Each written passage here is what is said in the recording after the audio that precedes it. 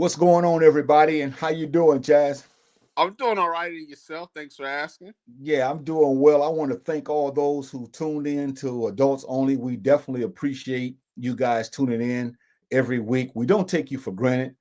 We Right. thank you for taking time out of your busy schedule to watch this broadcast because you really didn't have to do it, but we appreciate it. We sometimes we don't tell you that all the time, but we definitely mean it from the bottom of our hearts. We appreciate you watching this broadcast. This broadcast can be seen every Wednesday at 6 o'clock Central Standard Time and at 7 o'clock on the East Coast, the Midwest. And we just thank you all for tuning in. And so, having said that, if you notice at the bottom of the screen, tonight's subject, or maybe for the next few weeks, is going to be complacency in the African American community. In other words, Black people. Do you think we need to talk about that, Chaz? Yeah, it's a big problem, and I think with the media and a lot of these TV shows, what they do is like they isolate like a few people that are making a lot of money who are financially stable, and they put them on as if they're the majority, and they're not. A lot of us are struggling not only financially, but racism. There's so much stuff going on, and I think us just sitting back, not doing nothing, not putting up a fight, I think it is something that we need to discuss. Okay, well, having said that, we'll start the process of putting up the notes so we can all have some kind of engagement. So I'll start off by putting this up, and Chaz, you can read it, and we'll start talking about it here. Complacency, being too comfortable with the way things are and not trying to make things better, even when change is needed. Absolutely. We all can see what's going on, not only with our black men being gunned down at a high rate, the alarming rate for us African Americans being incarcerated. A lot of us are, and these numbers are alarming. And I think that we're comfortable as blacks letting this go, not really putting up a fight, not really putting up a ruckus. And I think we are too comfortable with these things going on. And change does, I would say, needs to be needed. Well, Chaz, I definitely agree with you, but I want to add to that because I think this complacency is something that we have swept under the rug for a long time. We always talk about the problems, and we're going to talk about those problems tonight, but it just seems like we as a people, we're not excited about anything, the way we're being treated, the wealth inequality, the inflation, all this crazy things that's going on now in the political arena, the drug addiction, all of the pollution, just all the problems that we have. It appears that we as a people, we're not interested in doing something about the problems that we have other than complain about it. And I think we definitely need to talk about why are we so complacent. We're going to talk about the reasons, but we had to define it first. And I think complacency is something that we don't like to talk about. And I think you know why. Yeah, and we're all guilty of it in some part in our lives. I think we all are guilty of it, being complacent. And then I think some of it could be because in some of these areas, they may not affect me, they may not affect you. Mhm, So since they mhm. don't affect us, we sit back and do nothing, and we just think, oh well, it's not in my house, so whatever. So I think complacency deals with most of us not being affected by it. So that way, we just sit back and do nothing. Okay, well, having said that, Chaz, let's look at some of the reasons, the many reasons that we are complacent, especially as a people. So let's start with this one. Number one, exhausted from constant struggle. Prolonged fights against racism, inequality, and injustice have led to mental and emotional fatigue, making it hard for us to stay engaged. Or not seeing, my opinion, not seeing any kind of hope, not seeing any kind of changes, or just Mm, frustrated by mm, mm. stagnation. I mean, you look through years and years and years, it's like we're in the same spot, getting Mhm. beat by the police, getting shot down like dogs. And to us, it's like, okay, another year is going by, nothing is changing. Yeah. So we just sit back and do nothing. So I think stagnation is the main part of this problem as well. And I've always thought about some type of analogy to use for this stagnation that we have, and I think we need to talk about the seriousness of what's going on. It's like that frog that you put in boiling water. You put him in boiling water, and you don't boil it at first. You just put him in the water, and then you turn it up a little bit, and then you turn it up a little bit more, and before you know it, the frog is being boiled, and it's too late to get out of the water because the water is hot now, and now the frog senses is all hot and it's messed up because he or she can't move because they're just shocked because of the heat. And I think that's a lot of what we're dealing with now. We're exhausted.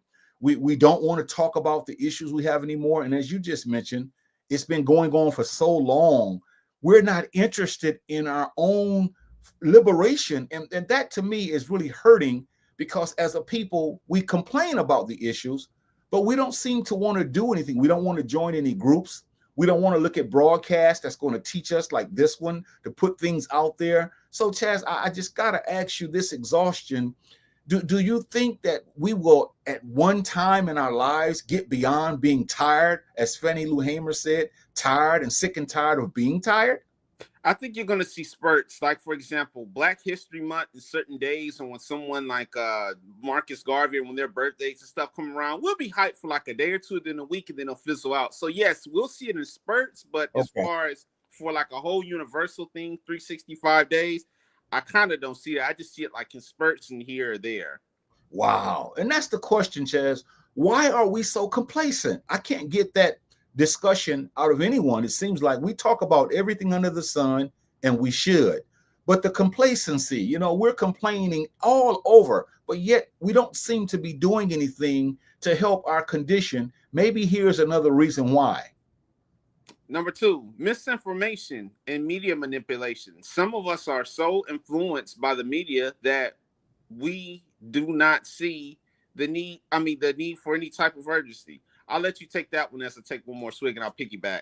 Yeah, because when we look at social media, they're not going to tell us the condition of our people. They're just going to give us entertainers. They're going to give us athletes. You know, they're going to give us rappers. They're going to give us celebrities, gossip. Just like this past weekend, you know, it was what was called the Oscars. Now, everyone wanted to tune into that, and I don't have a problem if that's what you want to do. But what are we going to do when we get done watching the Oscars? What are we going to do about our access to affordable health care? What are we going to do about all of the government gridlock that's going on in politics? What are we going to do about the gun violence, the mass shootings, the police brutality, the miseducation? When are we going to band together, Chazz? I don't mean all of us, because that's a pipe dream. Okay. But when are we going to get together, those of us who always claim that we're serious about making a change, instead of griping and belly aching all the time? When are we going to say, hey, I'm willing to do something about my situation, even though it may be small? I want to play my part so that we can not be so complacent. I was going to ask another question where it says, why are we so influenced by the media? I was going to say, how come we don't do a good job as a whole as far as extending it? Meaning, just because the media tells us something, why don't we do further investigation? Look at alternative news. Look at alternative channels, because sometimes what the news tells us, it's not always accurate. Yes, they do have truth, and I'm not saying that everything that they say is lie, but some of it can be misleading, and it can be disruptive. So I'm asking, why don't we do further investigate and look at alternatives to see if the news is lying to us or not?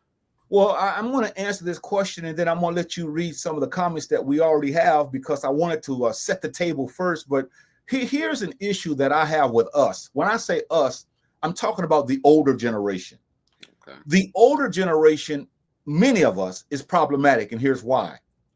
We look at it as if we've done our part when we grew up. So therefore, now that we're old, we want to just sit back, smoke a cigar, watch sports, drink beer, act silly, and not deal with the issues. And so we feel like it's the youth's time. Whereas racism, it doesn't care how old you are.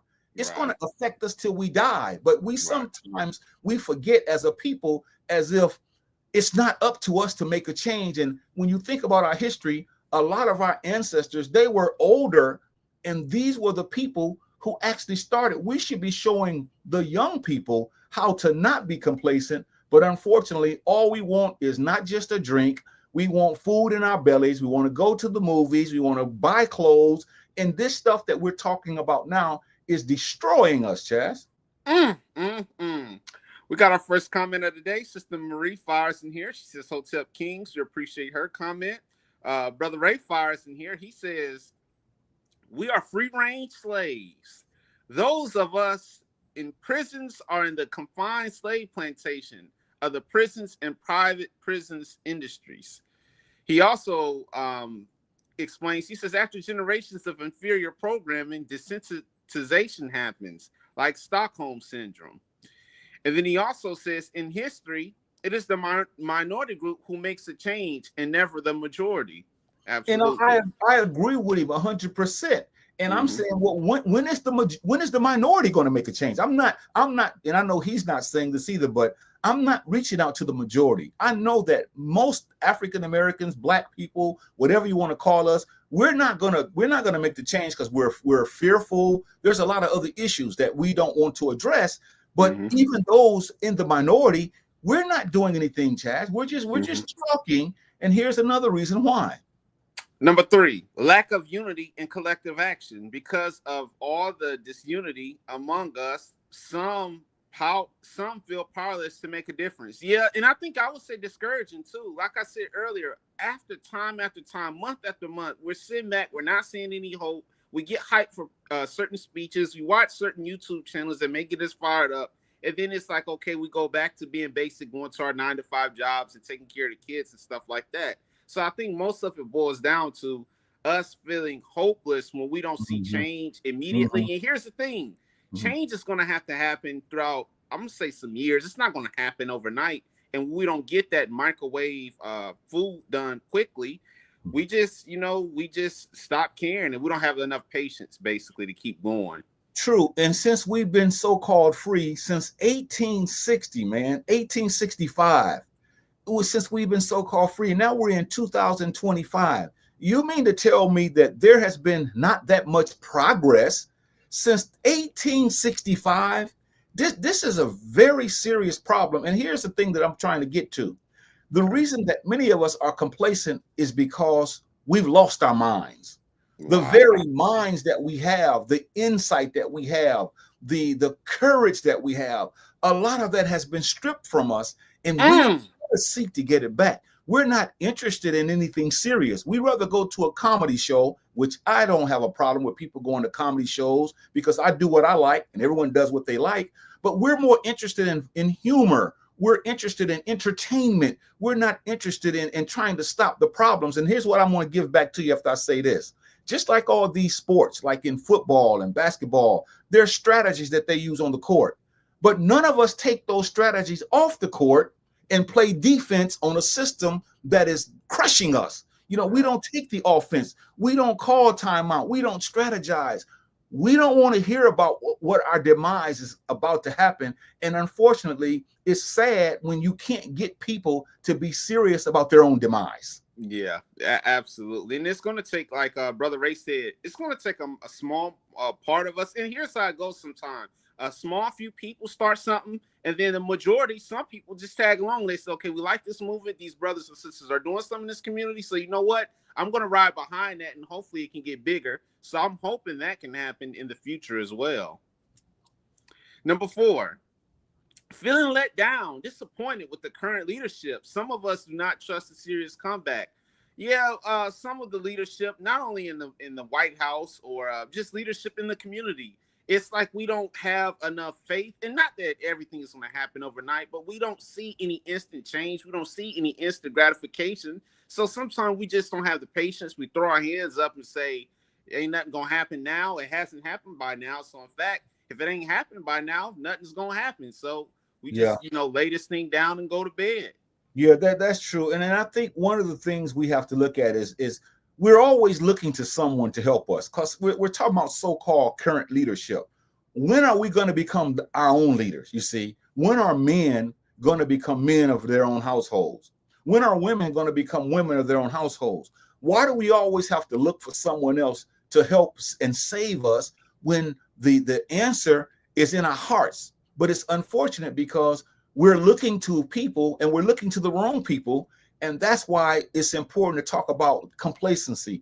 This has got to stop because if it continues to go the way it's going, pretty soon we're pretty much extinct now. We don't have anything. We're all messed up. A lot of us are homeless. We're on drugs. We're on fentanyl. We're doing crime. And this is why we have to have this discussion about this complacency. And this is the problem that I keep having with myself and other people is this. We don't want to talk about this, man. We want to act as if this is not going on. And you know just as well as I know, a lot of us aren't going to bust a grape. We're going to complain till the cows come home.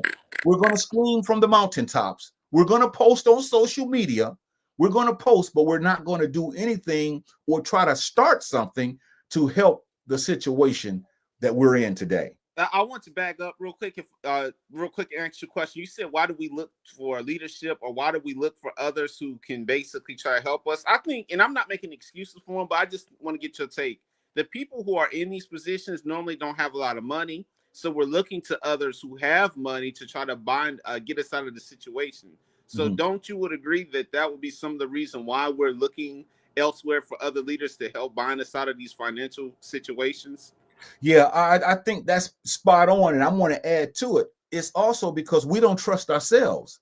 See, we should trust ourselves more than any leader, because in my heart and in your heart, we should be willing to see what's going on in our communities, and then we should be willing to at least attempt to make a change. And that's the problem, because we don't want to put our money where our mouth is. We like to talk. We don't want to support those. We don't want to support those people who are really standing out and helping us and have our best interest at heart. We rather support foolishness. And this is why a lot of us, as this thing says, there's no seriousness about that which matters. Your life matters. My life matters. Our children's lives matters. Our grandchildren's lives matters. Our elderly lives matters. Our young people lives matter. They're committing suicide at an alarming rate. And we're still not talking about it because we're sitting back watching TV, waiting for some sitcom to come on or some kind of event. And this is what's really killing us. And I don't know, and I think I do know, but I'm saying this to be facetious.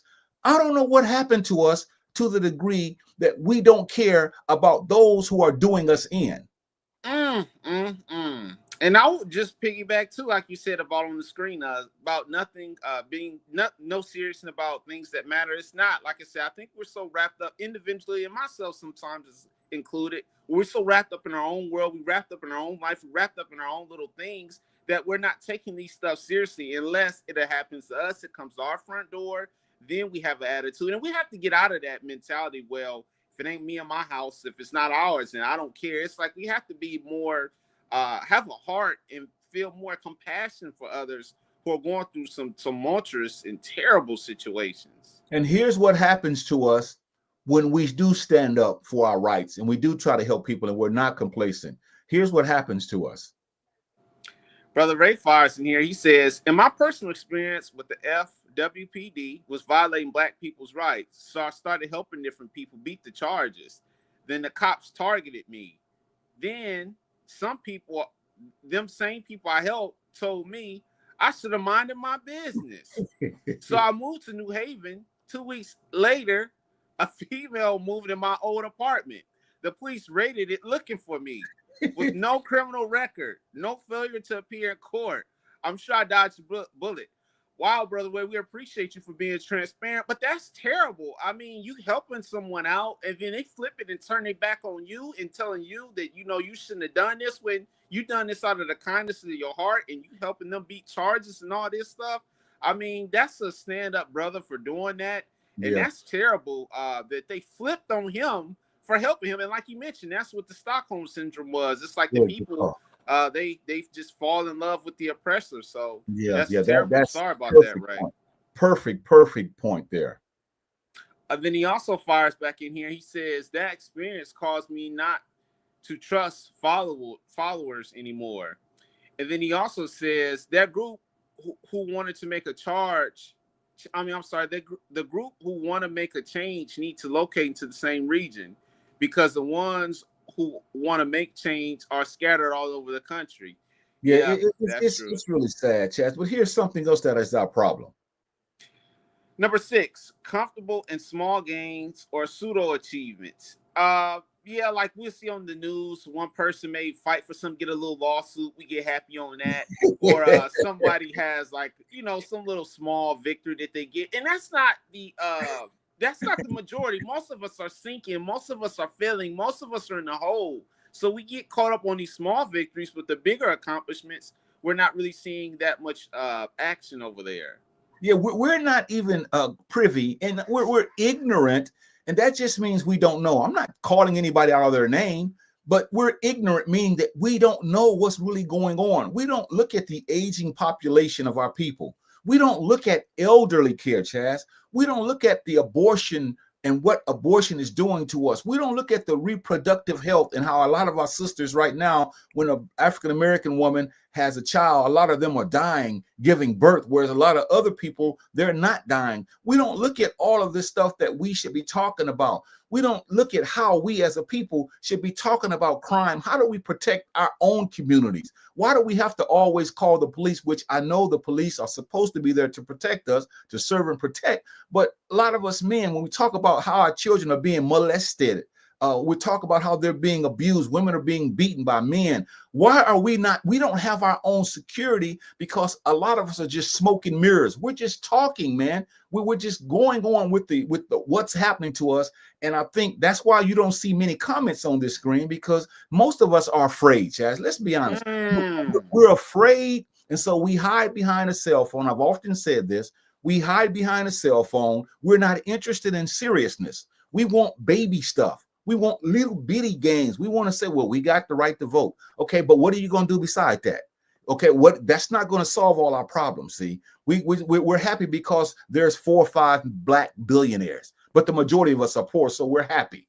We're happy to see a black man, his face, or a black woman's face in a certain place. We're not interested in saying that doesn't mean anything to me. How is that going to help me? So this is why we have to have this discussion, because complacency is much bigger than you and I could ever imagine. Complacency is out of control. And until we begin to do something, and a lot of people are afraid, but I'm going to tell you something, and I'll put a comment up. But this is what I've always said. You're going to die anyway. So we shouldn't be afraid, because if someone kills us, so what? We're going to die sometime, someplace because of something. But we are so afraid as a people right now, and that is very problematic. And it's just sad. Yeah. Brother Ray Fire's in here. He says, sadly, envy of each other keeps us divided. You making moves to help our people, and the others that could help be envious to the point of sabotaging you and your cause. Yeah, I forget the name of it.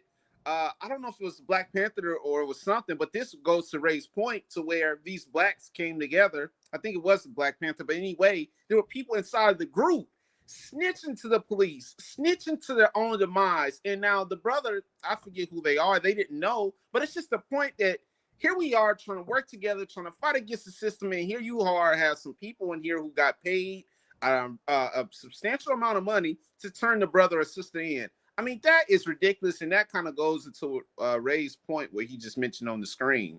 Yeah, I think about Fred Hampton, the brother that was within the Black Panther Party, was a secretary, I believe, in Chicago, and how somebody, an informant, infiltrated the Black Panther Party and made him think that he was Fred's friend, but he was telling the police. They came in 1969 and killed this man while he was in the bed. I think of Nat Turner.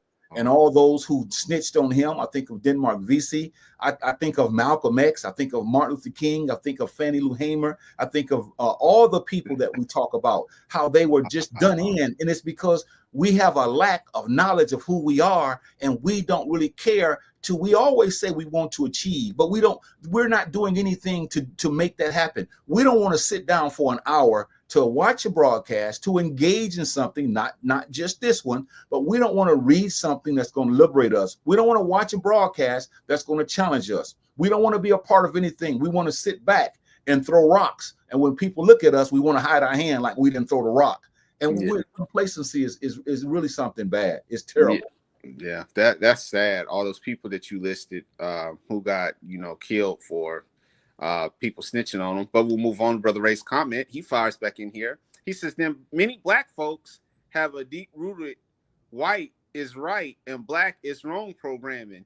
Yeah, and that's been done through the news and a lot of TV documentaries and stuff where they paint us out to be demons and evil, and the white woman or the white man is always right. And in fact, some of us blacks are starting to adopt that mentality, as Brother Ray said, where we're thinking that black is wrong. So tonight, you're right. Terrible.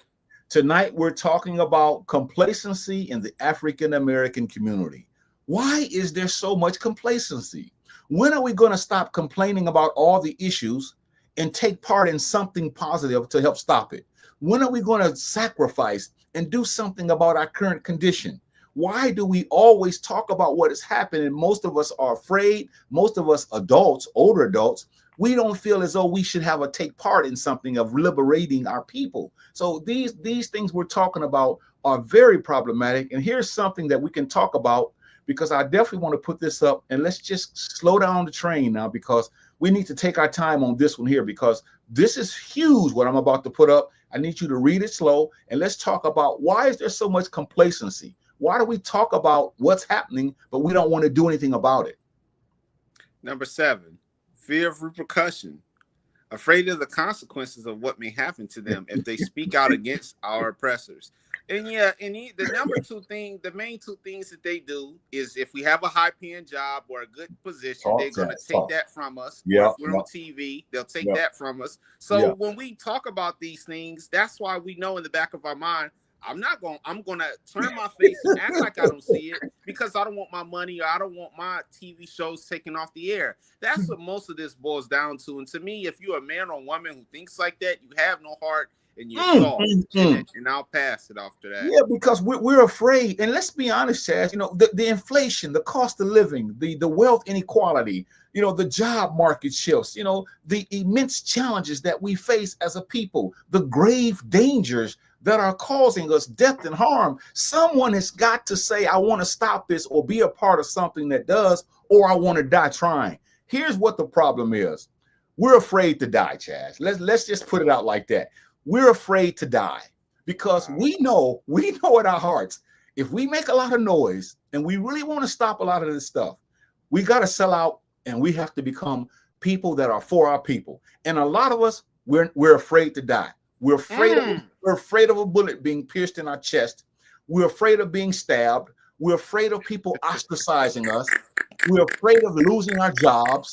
We're afraid of losing our friends. We're afraid of losing our family. We're afraid of people doing things to our car and our family. We're afraid, Chazz. And so this is why this almost is really funny, because complacency in the African-American community since 1865, when we've gotten the Emancipation Proclamation, here it is, 2025.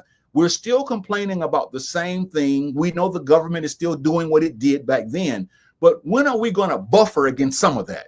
When are we going to stop the police brutality? When are we going to stop our children being miseducated? When we get our own schools, we don't want to do that.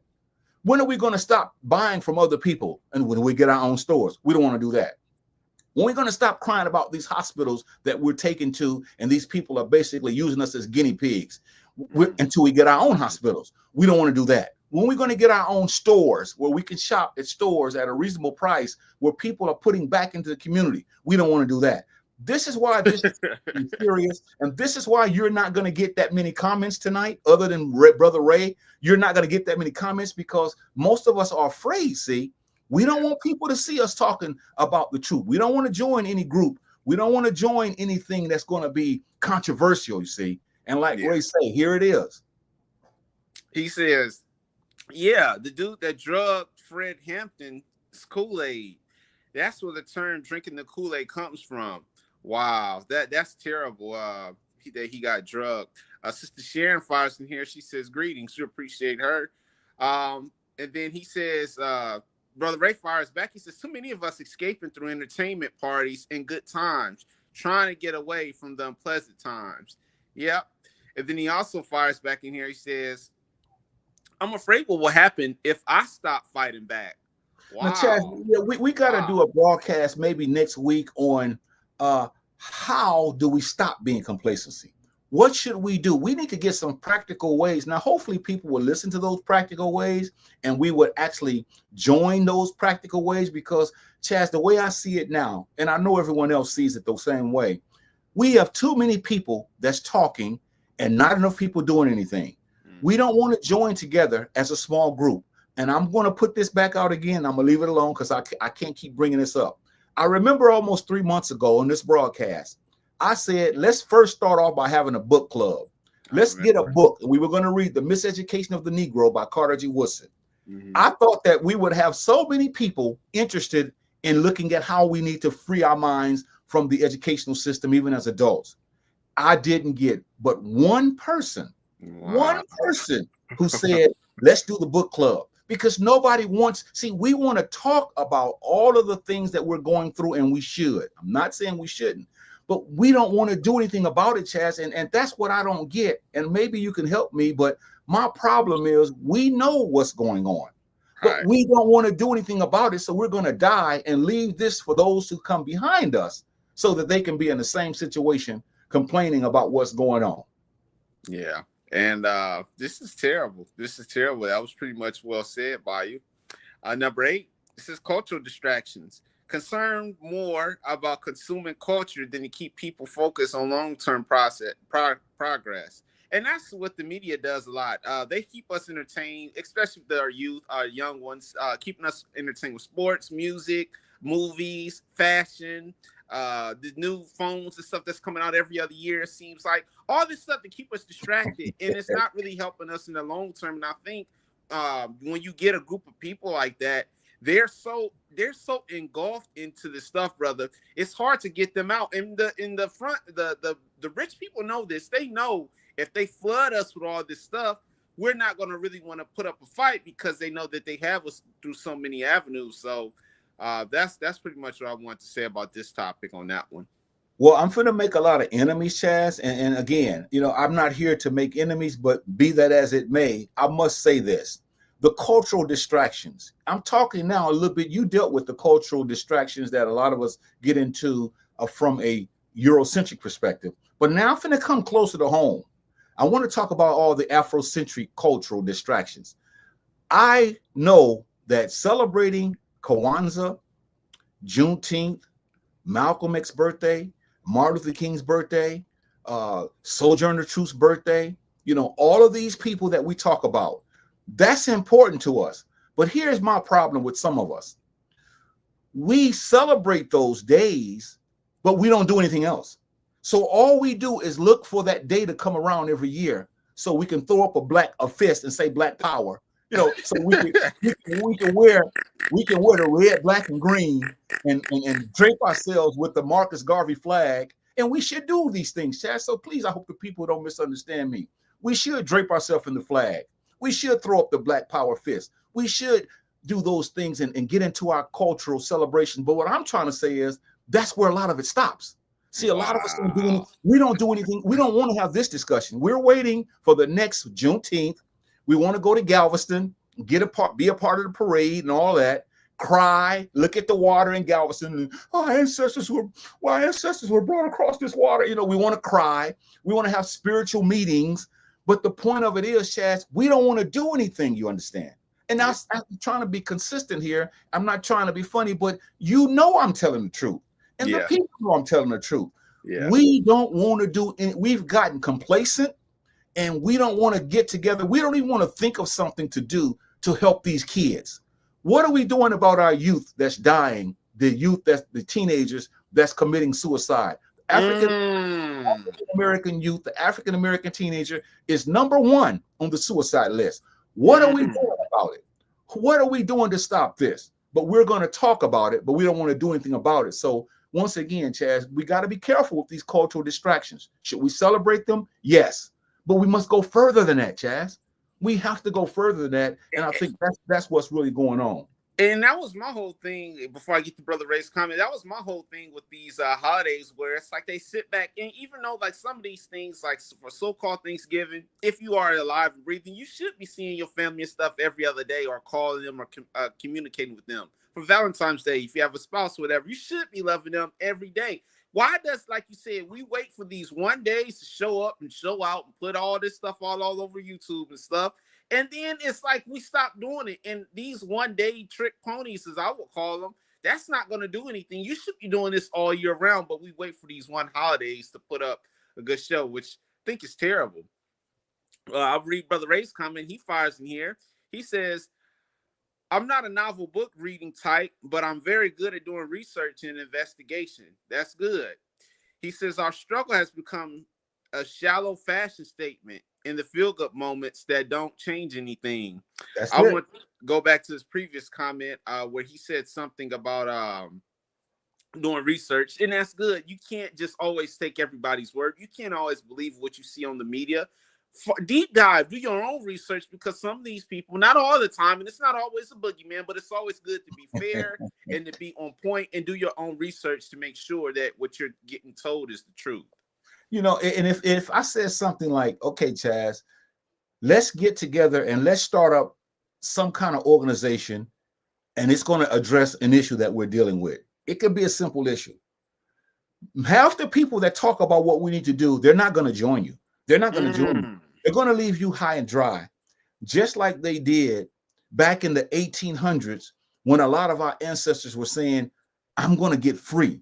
I need you to help me. And they said, we're going to help you, the other people that look like them. And soon as they left, when the master came to them and asked them, where did so-and-so go? They pointed in the direction that you went. See, they're not going to do it. They're not going to do it. And that's, like he said, our struggle has become a shallow fashion statement. If we got the latest clothes, if we got the best kind of hairstyle, if we got the best glasses, the best beard, the best mustache, if we got the best the best clothes, you know it, Chaz, the best shoes, if we got the best car, if we got the best house, we have the best furniture. I can go on and on and on. If we have the best in our estimation, we're okay. But if it's not that, we don't want to put up a fight. We don't want to fight for the rights, as Bob Marley said. Get up, stand up. We're still sitting down, man. We're still sitting down. Right. Brother Ray Fires back here. He says, I only celebrate Mother's Day because its origins are in our ancient African spirituality. I don't even celebrate Father's Day because it's an American holiday. Okay, well, as long as you are celebrating your mother and father in your heart and stuff every day, that's the most important part. And if they, one of them is still around, going to see them is good as well. Go ahead, brother. Well, I was going to say, and he's not being complacent. See, this broadcast tonight, I want to read what it's saying on the crawl. It says complacency in the African-American community. See, women want men, and I got to say this, Chaz, I got to say it. Women today want men that's not going to do anything. See, they don't want a man that's going to stand up for the rights of his people. They don't want a man that's going to fight for the youth. See, they don't want a man that's going to debate these people who are lying to us. They don't want a man that's going to get together and bring the community together to say, we have to do something. They want a wuss. They want a push button. They want a patsy. And a man doesn't want a woman like that. A man doesn't want a woman who's out front saying, we got a lot of issues in our community. Let's go door to door in this neighborhood. The people we know, we're going to start telling these people, we're going to start talking about raising money to do some things that we can do. They don't want that. They want to be left alone, Chaz. They don't want to be bothered. You know it, and I know it. They don't want to be bothered. And then once again, most of us, and I hate to say it, but I have to, most of us are frauds. Most of us are fakes. We're not interested in making a change. We're just interested in feeding ourselves and feeding our family and just doing things that's going to help us. Brother Ray Fires back in here. He says, no struggle, no progress. And that was a quote Frederick Douglass said. And he's right. Because if you're not going to struggle, you're never going to have. Do you think these people are going to give us what we need just because we're complaining about it? No, they never have and never will. And Frederick Douglass knew that. But once again, Chaz, I'm telling you now, I don't have time for those people like Harriet Tubman. She said that basically, I'm paraphrasing, that if you're not going to help her, she would have rather shot you because you're going to hold her down, because she was going to move people from the Underground Railroad to freedom. And all those who didn't want to do it, all those who were going to be a lead or weight, she would rather shoot them because they would be the ones who would try to turn her in. And she had it right. Brother Ray Fires back in here. He says, right. Women tell me, okay, Malcolm X, I'm not trying to hear that. Yeah, and it's sad. He also says independence requires suffrage. Like you mentioned, nobody really wants this as far as listening to this or putting some good insight into it. And like Brother Ray said, a lot of the women don't want to hear it. So it's just kind of like they're in their own world and they're kind of like just obsessed with money. And whoever has the most money kind of gets their attention, I guess. And we're beating this point, Chaz, and we should, because I'm trying to tell people complacency in the African-American community is a problem, okay? Now, again, if we were talking about shake your rump, people gonna show up for that. And we were talking about let's see who can raise the most dope in a month. Who can get the most alcohol? Who can do something silly? See, we are culturally distracted, and our children are dying. We're very ignorant, all of us as a group, meaning we don't know. We're not concerned. We don't want to do anything but cry about what's happening to us. And I know you're going to take this one here because we're talking about complacency in the African-American community, Black people. When are we going to do something about all the issues? Read this, and here's the bottom line. Number 9, learn helplessness. A created mindset where some of us believe our actions won't change anything, leading to inaction. And I kind of touched on that a little bit earlier. We kind of feel like throughout these years that nothing is ever changing, nothing is going on. So we feel like we might as well throw our hands up and just call it quits because we don't see anything. But I think the key to here is being persistent, being resilient, trying to say, you know what, it looks bleak now, but maybe in the next couple months it'll change. And if it doesn't change in the next couple months, maybe in a year it'll change. But that helplessness and defeated mindset of just throwing in the towel because things aren't coming the way you would like them to come, you can't live like that. But this is pretty much well said, where we're just don't have faith, don't have hope, and don't see any change coming. So like I said, we're giving out and giving up. And see, Chazz, let me add to that, because a lot of us, we've never tried anything. We look at what other people have done in the African-American community. We look at the leaders of old and we look at what they've done and we say, well, that we're still going through the same thing. But we don't want to take the chance and do something to further what they did. Those people that we talk about all the time during Black History Month, we should have taken what they've done and built on it. But because we sit back and we think something's going to fall out of the sky, we don't want to be challenged. See, I can't work with you because if you disagree with me and my method, then I'm going to not want to be bothered with you. Or if you say something that I don't like, then I don't want to be around you. But yet our children are still dying. Our elderly are still being put in these rehabilitation centers, being treated like crap. We don't even want to go visit them. See, brothers are still being incarcerated. We don't want to do, like Ray said, we don't want to even fight for their rights. We don't want to do anything but sit around and watch a TV or watch a cell phone and eat some food and drink some lemonade or drink some Kool-Aid or drink some water or drink some soda or drink some kind of substance. And it's like complacency, and I hope they don't mistake my intensity for hostility. This is not hostility. This is intensity. Chazz, do you know what's going on with us now? We are under an all-out assault, and we don't want to watch a broadcast that's going to teach us simple truths on how to save our own kids. We are done, man. We're done, man. We really are. We're really done. Wow. Brother A Fire's back in here. He says, what turns me off is a Black woman who is white on the inside.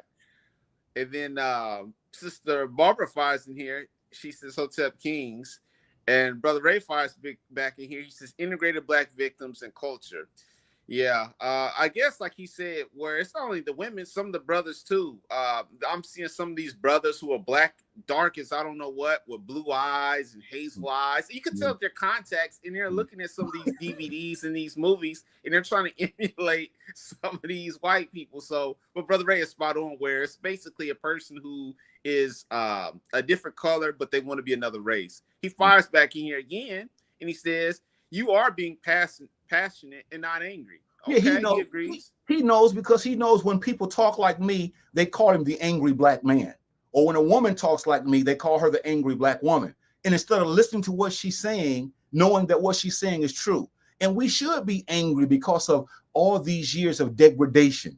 Only a fool would be happy with what the condition is of the African American in the United States.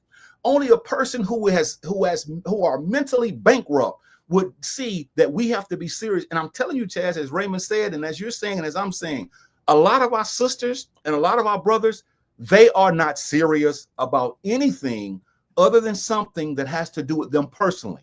When it comes to group dynamics, they don't want to hear that. They will not do anything that has to do with group dynamics. And here's the thing that I think we're going to end up talking about, because we must spend time with this, Chazz. And I want you to read this, because tonight's broadcast is complacency in the African American community. Why aren't our uncles doing more? Why aren't our aunts doing more? Why aren't our sisters doing more? Why aren't our brothers doing more? Why aren't our children doing more? Why aren't our cousins doing more? Why aren't our friends doing more? Because we are complacent. And this is one of the main reasons. And I know you want to talk about this because I got a lot to say. So here it is. I'll sit back and you can read it and let's take this thing away. Number 10, religious and spiritual perspectives. Some rely solely on faith and prayer for change, believing that the divine intervention is the only solution than the direct action. Now, I would say there has to be a combination with this.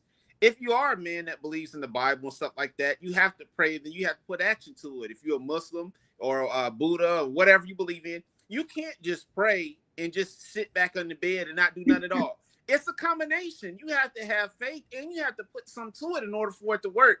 And some of us have been messed up by these religious systems because we're just praying and praying, praying, decade after decade. Nothing is happening. Then we're getting frustrated and walking away from this thing because we're not getting what we feel like we should. So I think it's a combination for any person who's religious. You have to pray and you have to put actions into that because nothing is going to just drop out of the sky. Chazz, ever since our ancestors were enslaved, I know that they prayed every day, every night. Help. I know they prayed. And so I resent, not you, Chazz, I resent anyone who relies solely on a prayer. I resent that because it was blood, sweat, and tears. It was fighting that got us free. It was murder. It was killing other people that tried to kill us. It was joining the United States colored troops that went around in Galveston setting our people free. It's always been action that have freed the people. We will never get anything until we do something. And so I'm not knocking all that, looking up into the sky and on one's knees and saying all these magical incantations. I'm talking about we're going to have to do something. We can pray, as you just said, until the cows come home, but the police are not going to stop killing us. We can pray until the moon drops out of the sky. Our condition is not going to change until we as a people stop being afraid and passive and get together and make small bands of groups to attack certain issues that we're going through so we can defeat this beast, this wickedness, this monster, this evilness. And again, there's not a passion in here, see, because we play too much. We don't want to have these discussions. And I'm telling you, all the spiritual gurus can sit there and meditate. They can meditate and look to the sky, and they can say, they can say all the things they want to say, Chazz. That's not going to stop the police from putting a stick upside our head, see? We have to do what the Black Panthers did, which was they formed bands of people who went around following the police to make sure when they stopped the person, they didn't brutalize them. And this is the problem that we're dealing with now. And I know we have some comments after that. So let's talk about these comments, because after saying this, you don't have anything to say about complacency in our community. You don't have a word to say. Come on, Chazz. I know a lot of people are they just fed up, brother. They're just frustrated. Some of them just have given out. Brother Ray Fires in here, he says most just want to live the white people's lives in ethnicity, social cleansing us. Wow. Faith without works is dead. I think faith without work is dead. Is in the Bible. Yeah, that's true. That's true. He says praying, and then he says pray. And then Brother Ray says that he can't. So you see, Chad, once again, tonight, as you see what's on the bottom of that screen, I'm telling you now, we are not interested in that which is going to free us. And something happened to us a long time ago where we've become complacent. We're not thinking about even saving our own lives from what we put in our body. We're not thinking about how we can help these kids learn in a system that is anti-African American. We're not thinking about how to help those brothers and sisters who strung out. We're not thinking about how to help those people who are on the streets who have nowhere to go. So, and I can go on and on and on, but all we're trying to say is next week, everyone should be tuning in, because we're going to talk about practical ways of how we cannot be complacent. So you would think that people would want to come in and see what are the things that I can do to help my people. And we're going to make them practical. It's not going to be far-fetched, but that's where the rubber meets the road, Chazz. And again, I just don't think that people want to get out of their condition because we having all these excuses, and sure enough, we find ourselves in a dire situation. Brother Ray Fires in here. He says 98% of black people work for white-owned businesses. That keeps us controlled.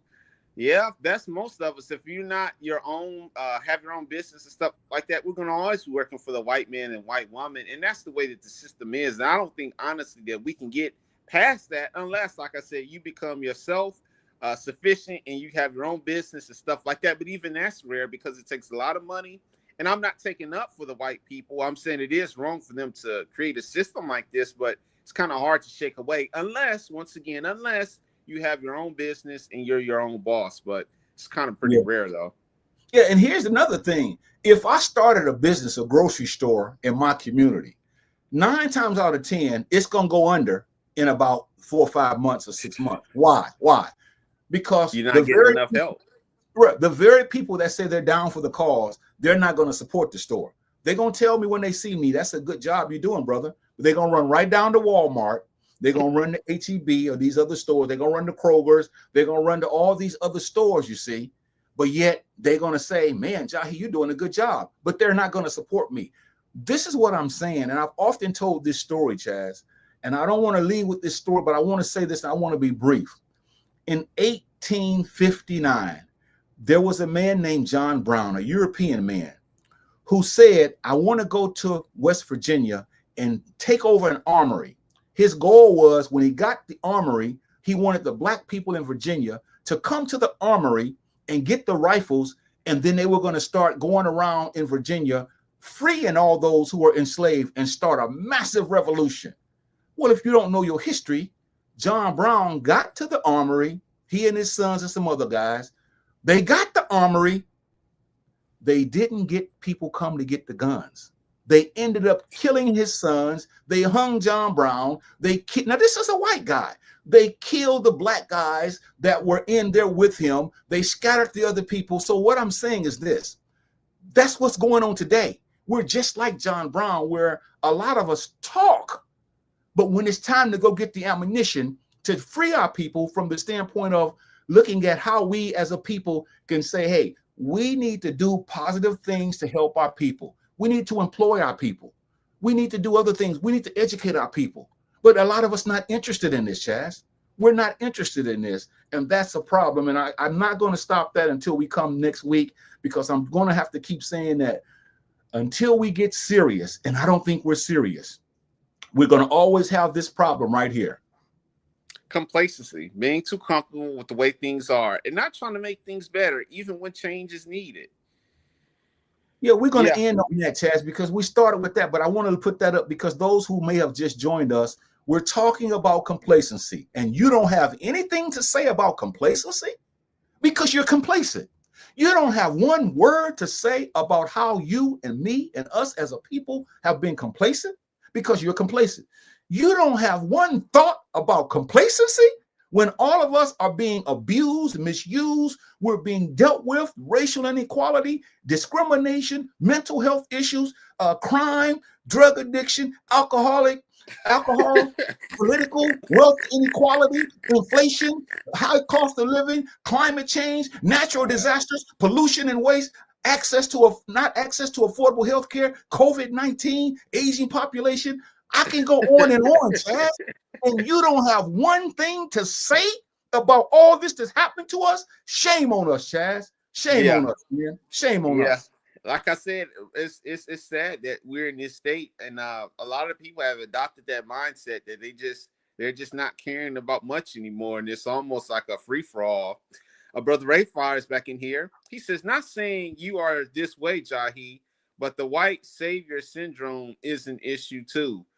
Yeah, he's talking about the Bible. I guess that people are expecting for this white man to save them and stuff like that. But I just think that, like I said, if you do believe in the Bible and you do believe in these things, you can't just sit back and not do anything at all. It's a combination.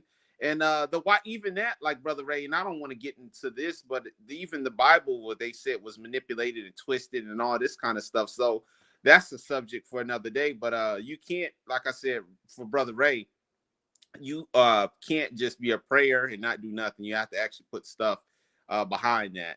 But yeah, Yeah. this is bad, man. Yeah. Complacency, it's tearing us up, man. It's worse than you and I are making it sound. I don't care how much I rant.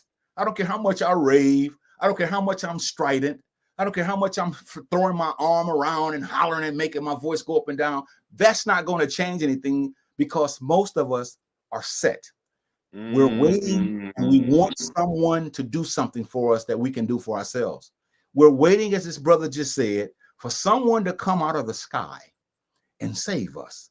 We're waiting for someone on a spaceship to come back and get us. We're waiting to meet someone in the sky. See, these are the things that keep us the way we are. But yet your community and my community and our children and our children's children are still being miseducated, degraded. They're being done wrong. And we're still waiting. We're just waiting. We've been waiting for too long. And so this is why there's a need to start something, man, to start something. Brother Ray fires back in here. He says, religions teach you to be saved. Well, yeah. Well, basically through Christianity, you got to believe that he died on the cross and rose on the third day and all that. But yeah, I kind of get what he's saying. And I really would like to debate that, but this is not what Ray is saying as far as him. But I'd like to debate all of that, but I can't do it because this is not the time nor place for it. But I would love to have that debate because I can show you that's not true, man. That's not true. But that's because we've been fed that, and it makes us complacent. So we depend on a book, or we depend on some words. We depend on magical incantations. We depend on the magic. You know, we depend on that which is not seen to help us when we have to do it ourselves, Chazz. And I feel sorry for us as a people because we're going to leave this earth in the same state because most of us aren't interested in this. And then I think what we're going to have to realize is at some point in time in our lives, we're going to have to come clean about how we are complacent. And until I say in my heart, I'm going to do better. I'm going to join an organization that's positive, just like this broadcast. This is an organization that's positive. We're teaching every week, and we can't get 1 hour out of a person to say, hey, these brothers, the truth that they say, that's something I can apply to my heart. So now I can be a better person. Now I can take this goodness and I can turn it into my community, and I can make my community a better place. Now I can look out for these kids. Now I can look out for my family. Now I can look out for these organizations that's helping me. Now I can support businesses. You know, it's just that basic. But again, Chazz, complacency in the African American community, we have gotten accustomed to it. And so I want to just say this to everyone else, and I'll turn it over to you to close this thing up tonight. But I definitely want to say this. Please, now listen to me. I'm begging those brothers and sisters, I'm pleading with you to come back next week and let's look at some of the things that we can do as a people to stop this complacency. Because we've been complaining too long, man. We've been complaining way too long. And so now we're going to have to do something about it. Like Raymond said, we're waiting, dignifying, racist disrespect. And then he says, whenever you want to debate the Savior religion one-on-one, bring it, Jahi. Yeah, and what I'm trying to get him to see is he's probably saying the same thing I'm saying and don't even realize it. Because I know he doesn't believe that, and neither do I. So we can't debate against each other saying the same thing. We got to have someone that opposes this. So that's what we're talking about. He wants to be involved in it, basically. So come on now. Yeah, there's nothing wrong with that. And so again, Chad, I'm going to let you close this thing out because this has been a great conversation. I want to come back next week, and we want to talk about how do we combat complacency in the African American community. I appreciate you for having me on. Appreciate Brother Ray, all the people, Sister Marie, Sister Barbara, all the people who commented. We really appreciate it. But tonight was a serious discussion about complacency. Why are we complacent? Why are we giving up hope? Why aren't we being resilient? Why aren't we fighting back against this complacency? And why are we just so stuck in our ways to where if it's not affecting us directly, we don't really have energy or any willpower to get up and try to help the community? Why are some of us in the community see something that's positive going on and don't want to get up? We don't want to be a part of it until we see other people starting being a part of it. And here's the thing, like Brother Ray said earlier, a minority of us, a small group of us have to start it. And we can hope that people along the way see us fight back, and hope that they want to tag along. But once again, this complacency, and myself is included. There's some areas where I'm complacent in, where I need to do better. All of us need to. So this isn't always for the people. Myself is included in this as well. So that's pretty much all I had on that. I don't know if you have any closing comments. Just want to say this broadcast can be seen every Wednesday at 6 o'clock Central Standard Time. Those who are in the Midwest on the East Coast is 7 o'clock your time. We definitely appreciate all of you for watching this broadcast. For those who faithfully make sure they tune in, because you know you're going to get something that maybe you didn't know, or you're going to share something with us that's going to lift us up. So again, we thank you for tuning into this broadcast, and we really mean that from the bottom of our hearts.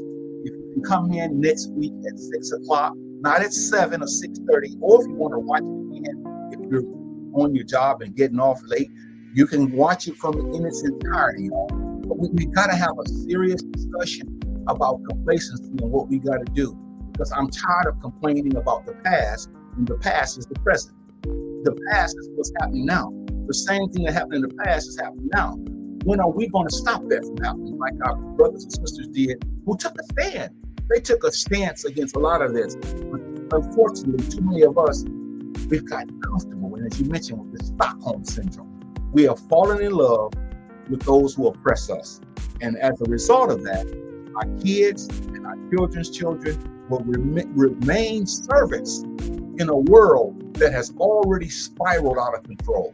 So on behalf of Chazz, I am your big brother Jahi. We thank you for tuning in, and we'll see you next week on Adults Only at 6 o'clock. Have a nice evening, everyone. Take care, everybody.